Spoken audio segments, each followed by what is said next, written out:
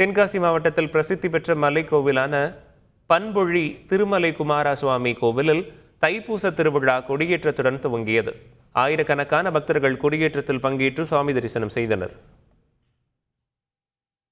காஞ்சி வரதராஜ பெருமாள் மாட்டுப் பொங்கல் தினத்தன்று பழைய சீவரம் கிராமத்தில் எழுந்தருளி பார்வேட்டை உற்சவம் கண்டருளுவது வழக்கம். அதன்படி கண்ணாடி பல்லக்கில் புறப்பட்ட வரதராஜ பெருமாள் கிராமங்கள் தோறும் மண்டகப்படி கண்டருளி பழைய சீவரம் கிராமத்தில் உள்ள மலை மீது எழுந்தருளினார். அங்கு வரதராஜ பெருமாளுக்கு சிறப்பு திருமஞ்சனம் மற்றும் அபிஷேக ஆராதனைகள் நடைபெற்றன.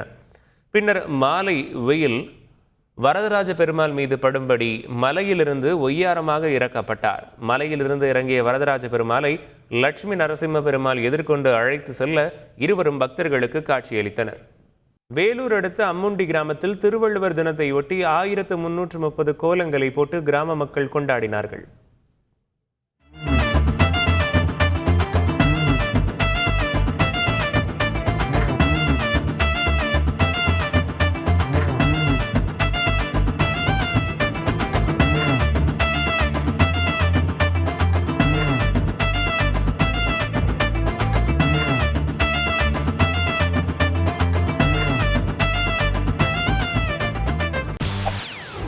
செய்திகளை உடனுக்குடன் தெரிந்து கொள்ள உடனே சப்ஸ்கிரைப் பண்ணுங்க.